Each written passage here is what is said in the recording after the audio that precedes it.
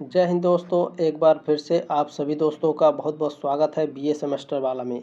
दोस्तों आज की इस क्लास में हम लोग कवर करेंगे BA third year 6 semester exam 2024-25 में पॉलिटिकल साइंस यानी राजनीति शास्त्र। देखिए, राजनीति शास्त्र का पेपर 2 है तो पेपर का नाम क्या है यह भी जानना अनिवार्य है। इंटरनेशनल रिलेशंस एंड पॉलिटिक्स, ठीक है, अंतर्राष्ट्रीय संबंध और राजनीति आपके पेपर का नाम रहेगा। ध्यान रखिएगा, यूनिट 2 है और क्लास भी 2 है। यूनिट 1 मैंने आपका कंप्लीट करा दिया है, ठीक है। डिस्क्रिप्शन बॉक्स में लिंक है प्लेलिस्ट का।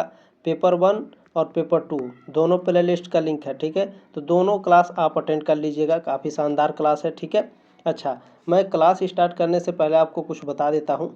देखिए, यहाँ पर आपके जो प्रश्न का लेवल है ना, याद रखिएगा, ये बीए थर्ड ईयर है, लास्ट सेमेस्टर है, ठीक है। तो आपका प्रश्न का लेवल ऊपर रहेगा, ठीक है। जो दीनदयाल उपाध्याय गोरखपुर विश्वविद्यालय है उसमें साथियों यूसीजी नेट से आपके प्रश्न आ रहे थे, ठीक है। फिफ्थ सेमेस्टर में जो मैंने आपको फिफ्थ सेमेस्टर में पढ़ाया था, जो दीनदयाल उपाध्याय गोरखपुर विश्वविद्यालय के छात्र छात्राएँ हैं, ठीक है, उनका जो प्रश्न का लेवल था बहुत ही हाई था, ठीक है।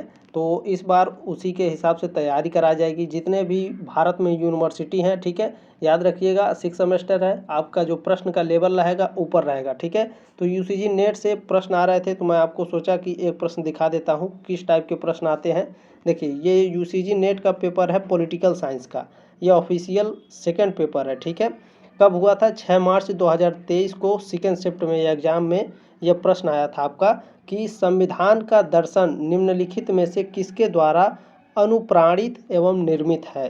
तो साथियों, यह संविधान सभा के 22 जनवरी 1947 के प्रस्ताव द्वारा, ठीक है, संविधान का दर्शन अनुप्राणित एवं निर्मित है, ध्यान रखेंगे, ठीक है। देखिए, ये प्रश्न आपके एग्जाम में आ सकता है, ठीक है, इसीलिए मैंने इसको काफ़ी ऊपर रखा है। और इस क्लास में आपको कई सारे एग्जाम में जो एग्ज़ाम हुए हैं, ठीक है, यूसीजी नेट के कई सारे प्रश्न आपको इसमें देखने को मिलेंगे, ठीक है। मैंने कई सारे प्रश्न इसमें ऐड किए हैं, काफ़ी मैंने मेहनत करी है इस क्लास के ऊपर, ठीक है साथियों। तो आप क्या करेंगे, अगर पहली बार आए हैं तो सब्सक्राइब करके मुझे प्लीज़ सपोर्ट करिए, ठीक है।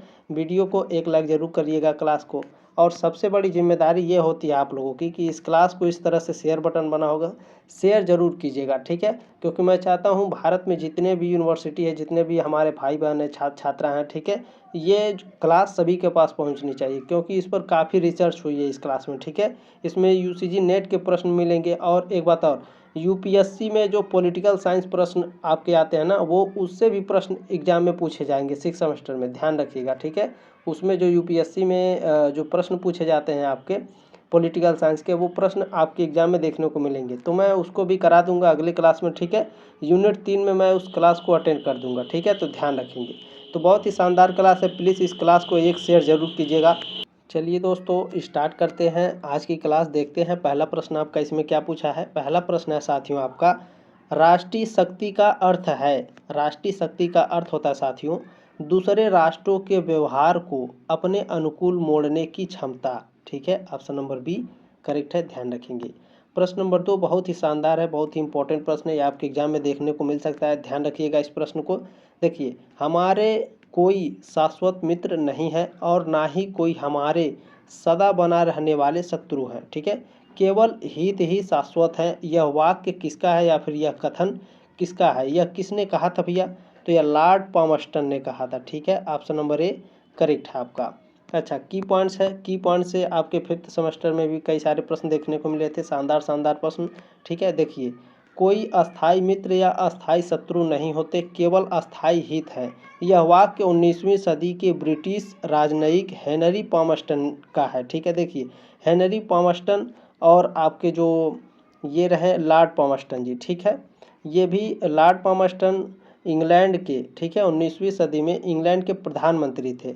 और ये जो थे आपके हेनरी पामस्टन, ये 19वीं सदी में इंग्लैंड के क्या थे? राजनयिक थे, ठीक है।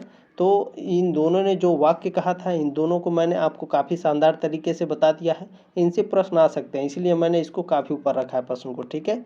चलिए, काफ़ी शानदार प्रश्न है साथियों, एक बार और ज़रूर देख लीजिएगा।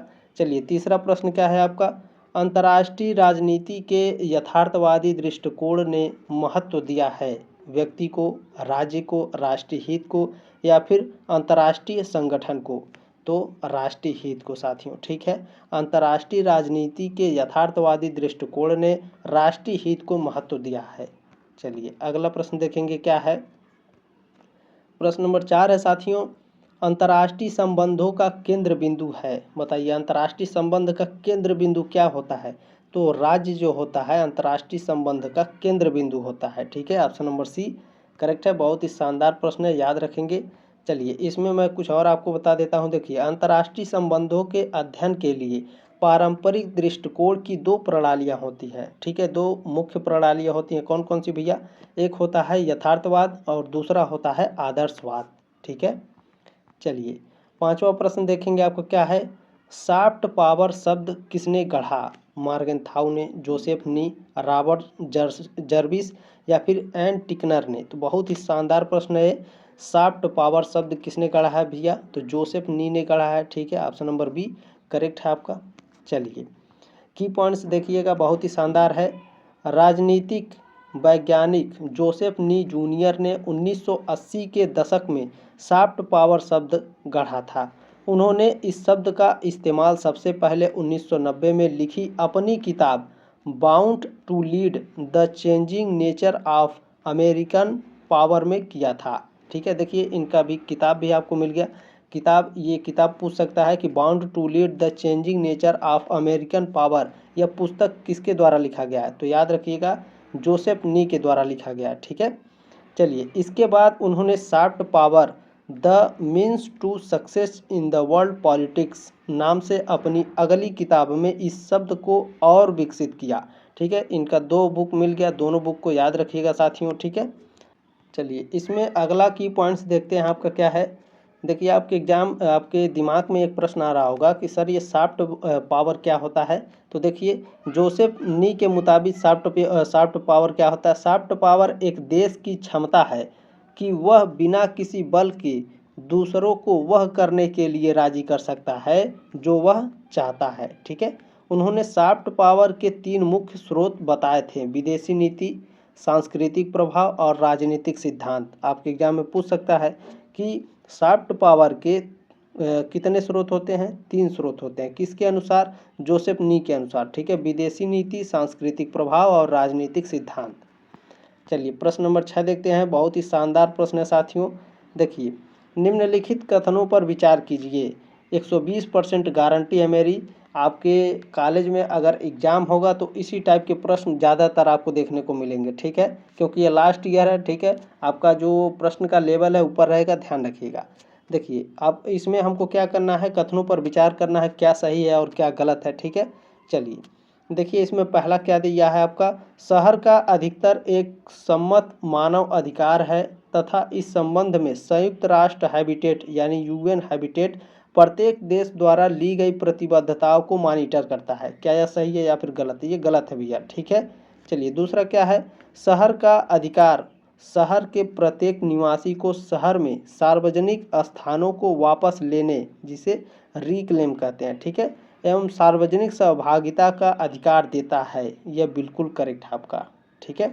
अच्छा इसमें तीसरा क्या है, तीसरा है आपका शहर का, इसे मैं थोड़ा और ऊपर करता हूँ। देखिए तीसरा है आपका शहर का अधिकार का आशय यह है कि राज्य शहर की अनधिकृत बस्तियों को किसी भी लोक सेवा अथवा सुविधा से वंचित नहीं कर सकता है, बिल्कुल नहीं कर सकता भैया, ठीक है। ये भी करेक्ट है आपका और दूसरा भी करेक्ट है। पहला हमारा इनकरेक्ट है, ठीक है। 2 और 3 हमारा करेक्ट है। देखेंगे उपरोक्त में से कौन सा सही है। 2 और 3 कहाँ दिया है, तो डी में दिया है, ठीक है। 2 और 3 हमारा करेक्ट है, ठीक है। देखिए इस टाइप के प्रश्नों को पढ़ने में थोड़ा समय लगेगा, लेकिन याद रखिएगा जो लोग नहीं पढ़ेंगे वो बाद में पछताएंगे, ठीक है। तो ध्यान से पढ़िएगा, आपसे रिक्वेस्ट है। ऐसे प्रश्न आपके एग्जाम में आएंगे, यही प्रश्न भी आ सकते हैं, ठीक है। तो ध्यान रखिएगा। चलिए 7वां प्रश्न क्या है आपका, 7वां प्रश्न है आपका भारत के संदर्भ में निम्नलिखित कथनों पर विचार कीजिए। ये यूसीजी नेट का पेपर है, ठीक है। यूसीजी नेट का ये प्रश्न है। देखिए यूसीजी नेट से आपके एग्जाम में प्रश्न आएंगे, ठीक है। तो मैंने कई सारे प्रश्न यहाँ पर लिए हैं, तो ध्यान रखिएगा, ठीक है। तो भारत के संदर्भ में निम्नलिखित कथनों पर हमें विचार करना भैया, क्या सही है और क्या गलत है, ठीक है। चलिए देखते हैं क्या है हमारा। न्यायिक हिरासत का अर्थ है कि अभियुक्ति संबंधी मजिस्ट्रेट की हिरासत में है और ऐसे अभियुक्ति को पुलिस स्टेशन के हवालात में रखा जाता है, न कि जेल में। तो ये गलत है आपका, ठीक है। न्यायिक हिरासत के दौरान मामले के प्रभारी पुलिस अधिकारी न्याय की अनुमति के बिना संदिग्ध व्यक्ति से पूछताछ नहीं कर सकते हैं, बिल्कुल नहीं कर सकते हैं। ये आपका करेक्ट है। देखिए इसमें पहला आपका गलत है, दूसरा आपका बिल्कुल सही है, ठीक है। तो देखेंगे हमारा कौन सा सही है भैया, केवल 2 हमारा सही है, ठीक है। ऑप्शन नंबर सी में दिया है, ऑप्शन नंबर सी हमारा करेक्ट है। चलिए अगला प्रश्न देखेंगे क्या है। प्रश्न नंबर 8 है, यूनाइटेड किंगडम ने ब्रेग्जिट के लिए मतदान किया। कब किया था भैया? 2017, 2019, 2016 या फिर 2020 में? तो यूके ने ब्रेग्जिट के लिए जो मतदान किया था तो 2016 में किया था। ऑप्शन नंबर सी करेक्ट है। अच्छा, आपके दिमाग में एक प्रश्न आ रहा होगा कि सर ये ब्रेग्जिट क्या होता है। चलिए मैं वो भी आपको बता देता हूँ। देखिए की पॉइंट देखिएगा, ब्रेग्जिट ने 31 जनवरी 2020 को यूरोपीय संघ छोड़ दिया, ठीक है। इसे ब्रेग्जिट कहा जाता है। ब्रेग्जिट का मतलब है ब्रिटेन का यूरोप संघ से बाहर निकलना, ठीक है। अब उम्मीद है आपको समझ में आ गया होगा। अच्छा, इसमें प्रश्न नंबर 9 देखेंगे हमारा क्या पूछा साथियों। निम्नलिखित में से कौन सा राज्य का सबसे महत्वपूर्ण तत्व है, ठीक है। ध्वज, पूंजी, संप्रभुता या शासनाध्यक्ष। तो राज्य का सबसे महत्वपूर्ण तत्व इन चारों में से संप्रभुता है, ठीक है। संप्रभुता राज्य का सबसे महत्वपूर्ण तत्व होता है। अच्छा ये देखिए, राज्य के 4 मूल तत्व होते हैं, निश्चित भूभाग, जनसंख्या, सरकार और संप्रभुता, ठीक है। काफ़ी शानदार प्रश्न है, याद रखेंगे। 10वां प्रश्न है साथियों, भारत की संप्रभुता के संबंध में निम्नलिखित में से कौन सा कथन सही है, ठीक है। 2 कथन दिया है हमारा। पहला कथन है भारत राष्ट्रमंडल का सदस्य है, बिल्कुल है भैया। दूसरा है राष्ट्रमंडल की सदस्यता के कारण भारत की संप्रभुता कम हो जाती है, बिल्कुल नहीं कम होती है भैया। तो केवल ऑप्शन नंबर जो पहला ऑप्शन है हमारा वही करेक्ट है, दूसरा ऑप्शन हमारा गलत है, ठीक है। देखेंगे कहाँ पर है, तो केवल 1 हमारा सही है, ठीक है। नीचे दिए हुए कूट का प्रयोग करके सही उत्तर चुने, तो हमारा केवल 1 सही है, ठीक है, बाकी गलत है। प्रश्न नंबर 11 देखेंगे साथियों, हमारा क्या है। निम्नलिखित में से कौन सा राज्य शब्द को सर्वोत्तम रूप से परिभाषित करता है, ठीक है। तो पहला ऑप्शन आपका दिया है व्यक्तियों का एक समुदाय जो बिना किसी बाह्य नियंत्रण के एक निश्चित भूभाग में अस्थायी रूप से निवास करता है और जिसकी एक संगठित सरकार है। तो ये बिल्कुल करेक्ट है, ठीक है। पहला ऑप्शन ये हमारा करेक्ट है भैया। राज्य का ये जो परिभाषा है, सर्वोत्तम रूप है ये इसका, ठीक है। ऑप्शन नंबर 1 करेक्ट है। प्रश्न नंबर 12 आपका पूछा साथियों, राष्ट्रीय शक्ति के मूल तत्वों को किसने मूर्त एवं अमूर्त के रूप में वर्गीकृत किया है। तो पामर एवं पार्किंसन ने किया भैया। ऑप्शन नंबर बी करेक्ट है आपका। अच्छा, इसमें कई व्यक्ति थे, ठीक है। राष्ट्रीय शक्ति के मूल तत्वों को मूर्त और अमूर्त रूप में कई लोगों ने वर्गीकृत किया है, हालांकि आपका नाम उसमें दिया नहीं आपके, ठीक है। केवल पामर एवं पार्किंसन जी का नाम दिया है। ऑप्शन नंबर बी आपका करेक्ट है।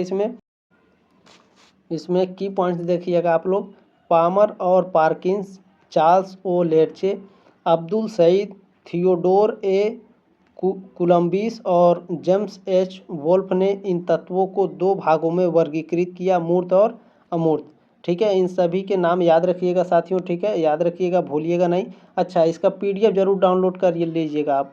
पीडीएफ कहाँ मिलेगा सर? तो टेलीग्राम ग्रुप के लिंक दिया गया है डिस्क्रिप्शन बॉक्स में, ठीक है। वहाँ से आप ज्वाइन करिएगा, मैं आपको ग्रुप में ऐड करूँगा, ठीक है। ग्रुप में आप लोगों को मैं ऐड कर लूँगा।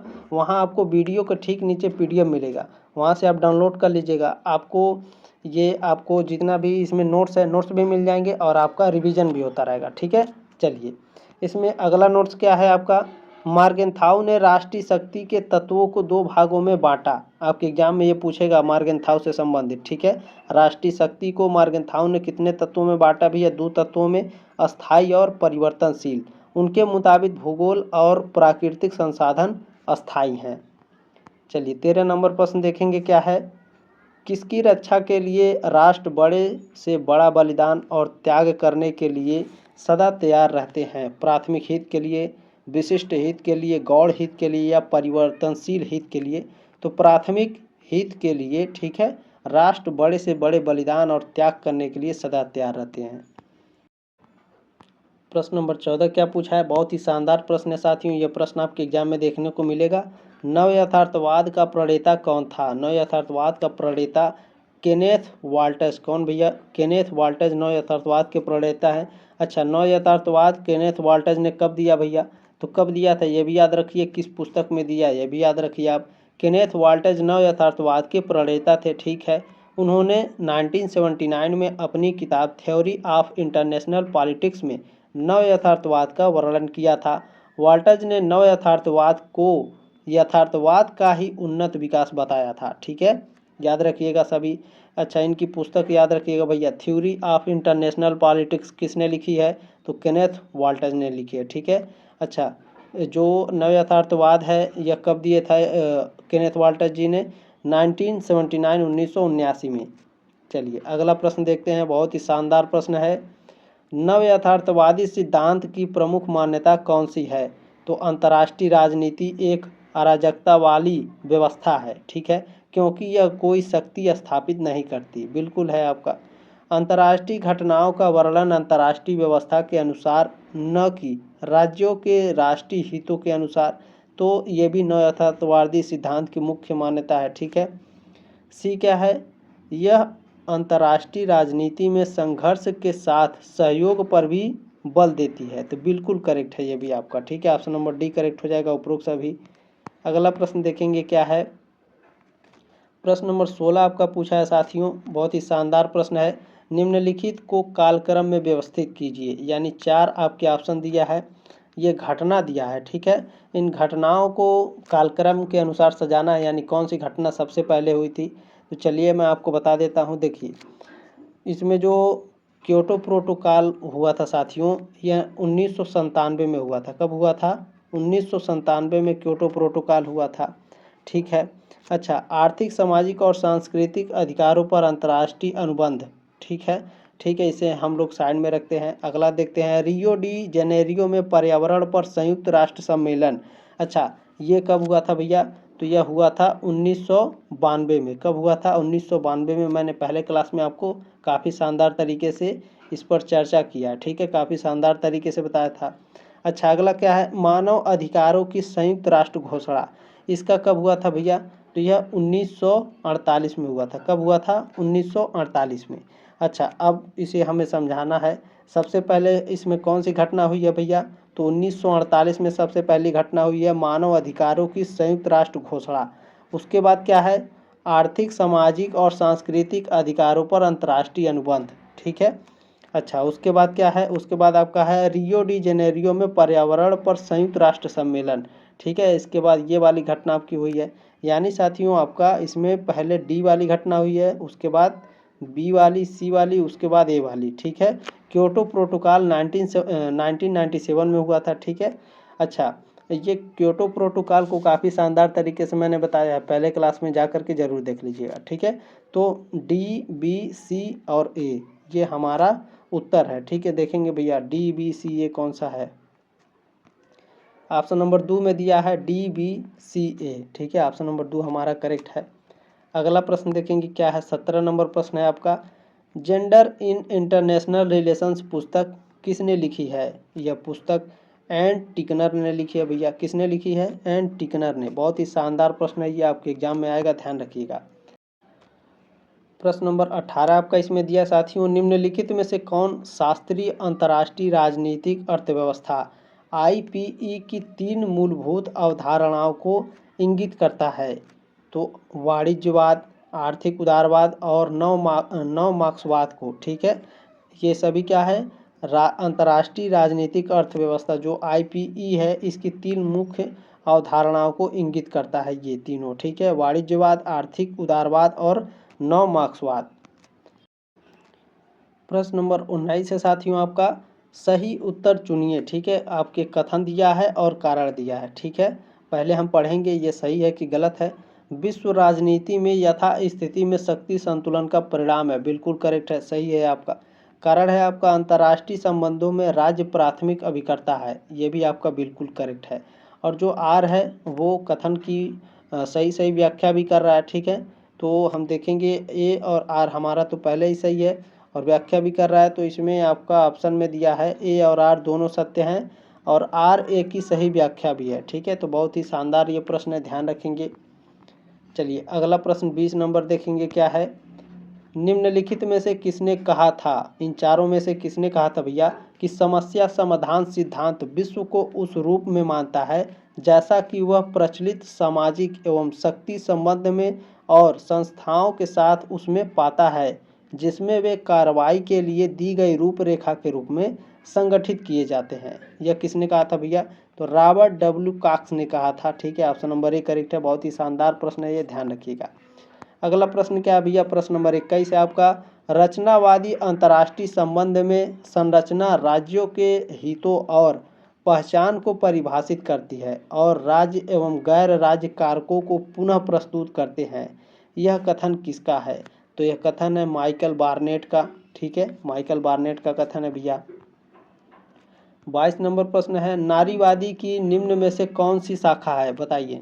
इन चारों में से नारीवादी की कौन सी शाखा भैया, तो विभेद नारीवाद, उदार नारीवाद, उत्तर आधुनिक नारीवाद, ये सभी तीनों क्या हैं भैया, ये सभी नारीवाद की शाखाएं हैं।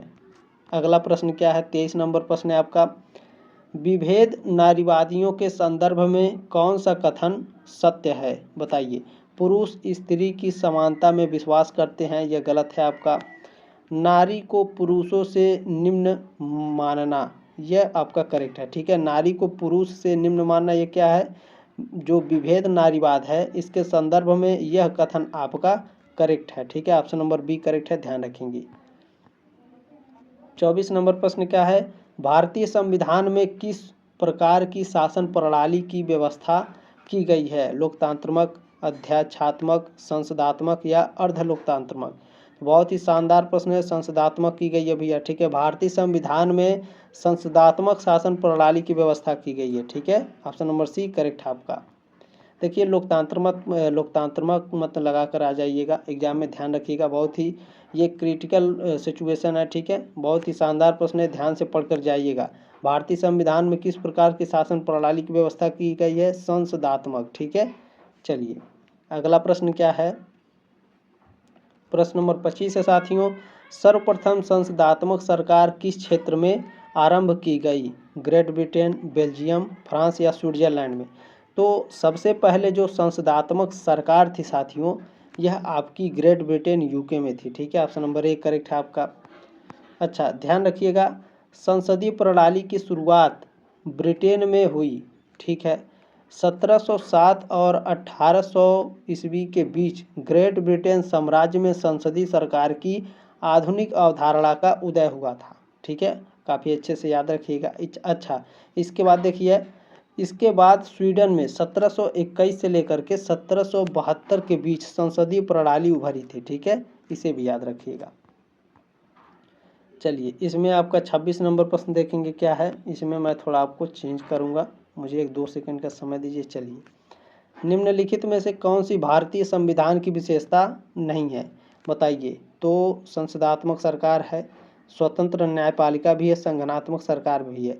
ठीक है, तो हमारा ऑप्शन नंबर बी गलत है आपका। ठीक है, भारतीय संविधान की विशेषता नहीं है, बाकी ये तीनों है। ठीक है, चलिए जब आप प्रश्न को पढ़ेंगे ना इत्मीनान से, तब आपको उत्तर स्वयं मिल जाएंगे। ठीक है, घबराने की ज़रूरत बिल्कुल ही नहीं है। जब भी आप एग्जाम में बैठें इत्मीनान से प्रश्नों को पढ़ें। ठीक है, चलिए 27 नंबर प्रश्न क्या है, आतंक का संतुलन का विचार निम्नलिखित में से किससे संबंधित है, वैश्विक आतंकवाद से, आतंकवाद विरोधी रणनीति से, नशीले पदार्थ के तस्करों की आतंकवादी गतिविधियों से, या फिर परमाणु हथियारों से निकलने वाली दुनिया को बार बार तबाह करने वाली क्षमता से।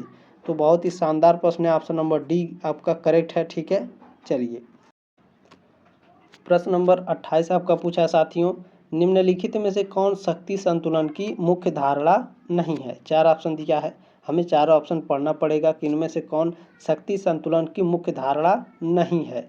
ठीक है, पूछ रहा है नहीं है, निगेटिव प्रश्न है। ठीक है, तो राज्य प्रमुख राष्ट्रीय हितों की सुरक्षा के लिए दृढ़ संकल्प है, यह बिल्कुल करेक्ट है आपका। प्रमुख राष्ट्रीय हितों को खतरा पैदा हो सकता है, बिल्कुल हो सकता है। राज्य की सापेक्ष सत्ता स्थितियों की स्थितियों का मापन किया जा सकता है, बिल्कुल किया जा सकता है, यानी ऑप्शन नंबर डी आपका सही नहीं है। ठीक है, शक्ति संतुलन की मुख्य धारणा आपका ऑप्शन नंबर डी इनकरेक्ट है। ठीक है, राज्य दूसरों के व्यवहार का मूल्यांकन करने हेतु नैतिक मानदंडों को लागू करते हैं, यह आपकी ठीक है शक्ति संतुलन की मुख्य धारणा नहीं है। बाकी ये तीनों है, ध्यान रखिएगा। चलिए 29 नंबर प्रश्न आपका देखते हैं क्या है। शीतकाल की समाप्ति पर फ्रांसिस फुकुयामा ने इतिहास का अंत का विचार दिया, जिसका अर्थ है भैया सैद्धांतिक संघर्ष अब समाप्त हो चुका है। देखिए ये very very very most important प्रश्न है, आपके एग्जाम में देखने को मिलेगा। ठीक है, ध्यान रखिएगा। शीतकाल की समाप्ति पर फ्रांसिस फुकुयामा ने इतिहास का अंत का विचार दिया, जिसका क्या अर्थ है सैद्धांतिक संघर्ष अब समाप्त हो चुका है।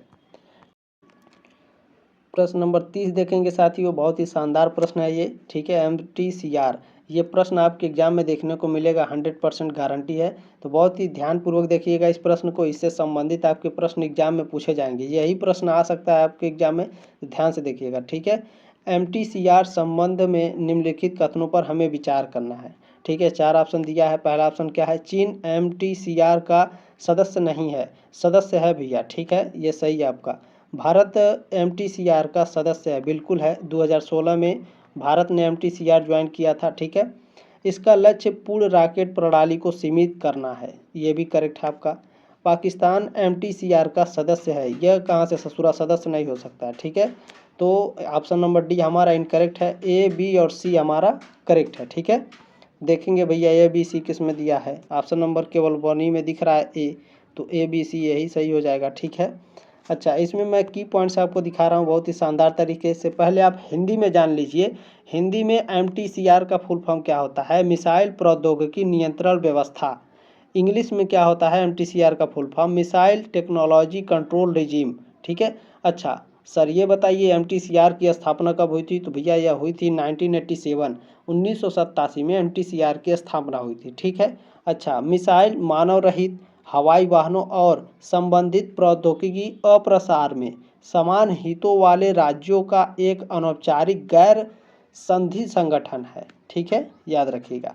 अच्छा इंडिया इन MTCR 2016 में इंडिया MTCR ज्वाइन किया था, ध्यान रखेंगे। ठीक है, मैंने एक ही प्रश्न में आपको कई सारे प्रश्न बता दिए। ठीक है, तो जो मैं 50 प्रश्न दोस्तों मैं 50 प्रश्न लेकर आता हूँ ना, लगभग आपके मैं बता दूँ 100 प्रश्नों से ऊपर वो आपके चला जाता है। ठीक है, चलिए कोई बात नहीं, हमारे लिए यही फ़ायदा, आपके लिए यही फ़ायदा। ठीक है, चलिए 31 नंबर प्रश्न क्या है, निम्न में से कौन न्याय युद्ध का एक मापदंड नहीं है।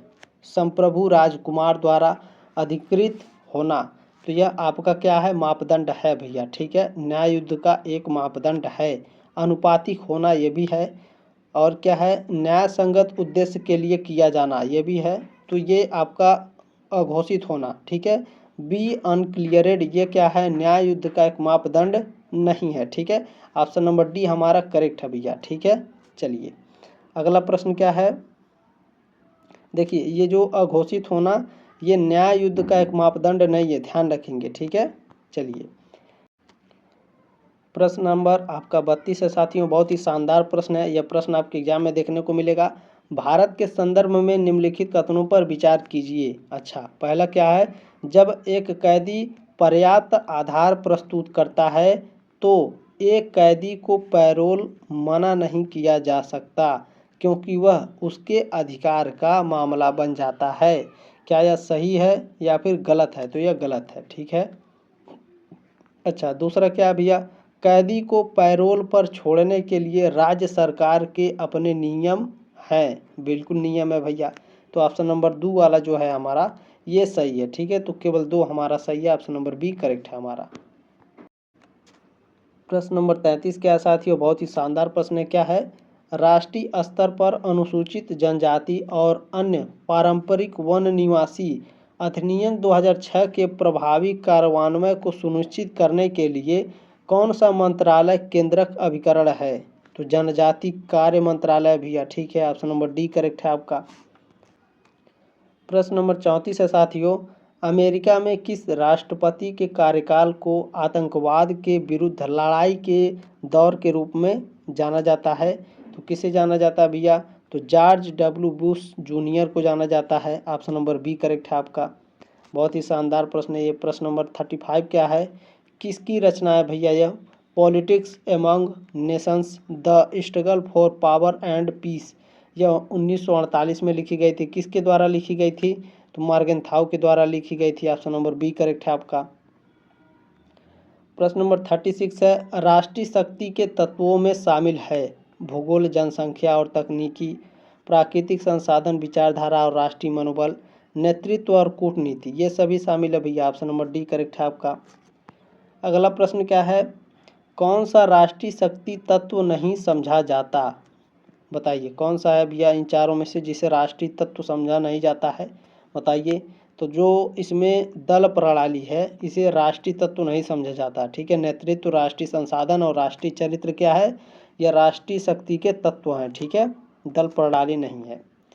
38 नंबर क्या है? अंतर्राष्ट्रीय संबंधों में शक्ति है। अंतर्राष्ट्रीय संबंधों में शक्ति सापेक्ष होती है। ऑप्शन नंबर बी करेक्ट है।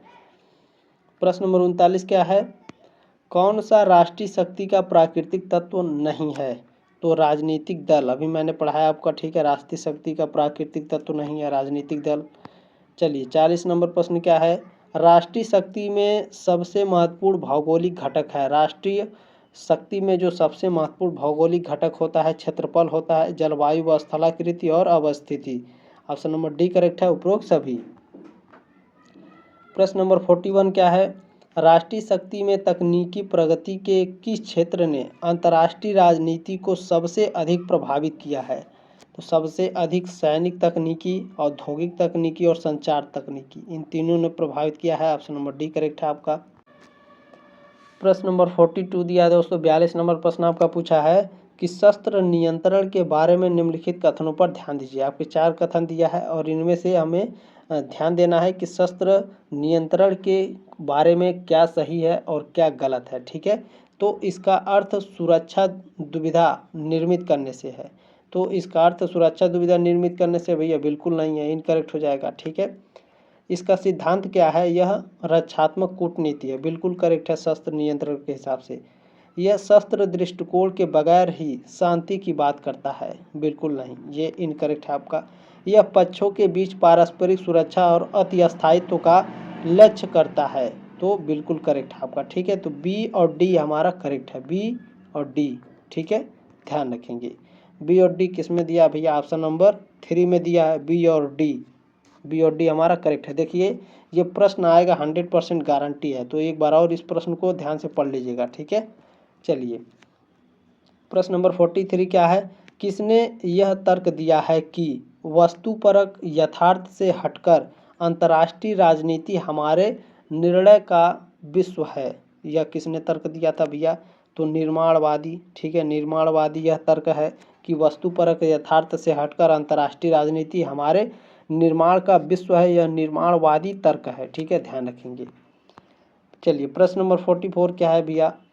कानून को लागू करने के मामले में कोई विधान जो किसी कार्यपालक और प्रशासनिक प्राधिकार को अंतर्निर्देशित एवं अनियंत्रित विवेकाधिकार देता है, भारत के संविधान के निम्नलिखित अनुच्छेदों में से किसका उल्लंघन है ये? तो यह अनुच्छेद 14 का उल्लंघन है। ठीक है, ऑप्शन नंबर ए करेक्ट है आपका। प्रश्न नंबर 45 क्या है? भारतीय राज्य व्यवस्था में निम्नलिखित में से कौन सी अनिवार्य विशेषता है जो यह दर्शाता है या फिर यह दर्शाती है कि उसका स्वरूप संघीय है? बताइए। तो न्यायपालिका की स्वतंत्रता सुरक्षित है। ठीक है, यह भारतीय राज्य व्यवस्था की अनिवार्य विशेषता है जो यह दर्शाती है कि उसका स्वरूप संघीय है। ठीक है, चलिए प्रश्न नंबर 46 देखेंगे साथियों। बहुत ही शानदार प्रश्न क्या है? निम्नलिखित में से कौन सा राज्य शब्द को सर्वोत्तम रूप से परिभाषित करता है? ठीक है, तो व्यक्तियों का एक समुदाय जो बिना किसी बाह्य नियंत्रण के एक निश्चित भूभाग के अस्थायी रूप से निवास करता है और जिसका एक संगठित सरकार, मैंने ऊपर पढ़ाया शायद। ठीक है, तो पहला ये ऑप्शन आपका सही है। ठीक है, चलिए प्रश्न नंबर 47 क्या है? बहुत ही शानदार प्रश्न, ये प्रश्न आएगा एग्जाम में। ठीक है, निम्नलिखित में से किस चिंतक ने सर्वप्रथम महाशक्ति यानी सुपर पावर शब्द का उपयोग किया था? तो विलियम फॉक्स ने किया था। ऑप्शन नंबर बी करेक्ट है आपका। प्रश्न नंबर 48 है, भारत में संसदीय प्रणाली की सरकार है क्योंकि, भारत नहीं है भारत है, ठीक है। भारत में संसदीय प्रणाली सरकार है क्योंकि मंत्रिपरिषद लोकसभा के प्रति उत्तरदायी है, ठीक है। ऑप्शन नंबर डी करेक्ट है आपका। प्रश्न नंबर 49 क्या है इसमें साथियों? प्रश्न नंबर 49 आपका पूछा है, राज्य हर जगह है, यह अंतराल शायद ही कोई छोड़ता है, यह वक्तव्य किस धारण की व्याख्या करता है? तो यह कल्याणकारी राज्य की व्याख्या करता भी है। ऑप्शन नंबर ए करेक्ट है आपका। प्रश्न नंबर 50 क्या पूछा है साथियों? बहुत ही शानदार प्रश्न है, ठीक है। कंफ्यूज करने वाला प्रश्न है। क्या है, निम्नलिखित में से कौन सा एक भारतीय संविधान का दर्शन नहीं है? भारतीय संविधान का दर्शन नहीं है भैया। कल्याणकारी राज्य क्या या नहीं है? बिल्कुल है, ठीक है। समाजवादी राज्य भी है और राजनैतिक समानता भी है, ठीक है। आपका जो साम्यवादी राज्य है यह भारतीय संविधान का दर्शन नहीं है, ठीक है। ऑप्शन नंबर डी हमारा करेक्ट है, ध्यान रखिएगा। डी वाला क्या है हमारा करेक्ट है, यह भारतीय संविधान का दर्शन नहीं है। उम्मीद है साथियों आपको जानकारी अच्छी लगी होगी। जो मैंने आपको जिम्मेदारी दी है, प्लीज़ इस क्लास को शेयर कर दीजिएगा। सब्सक्राइब करके सपोर्ट हमें भी कीजिए, प्लीज़ एक लाइक करके जाइएगा, ठीक है। शेयर ज़रूर कर दीजिएगा व्हाट्सएप पर एक ही लोगों को, लेकिन शेयर ज़रूर कीजिएगा, ठीक है। जल्दी मिलते हैं साथियों नेक्स्ट क्लास में, तब तक के लिए जय हिंद, वंदे मातरम। अपना ख्याल रखिएगा।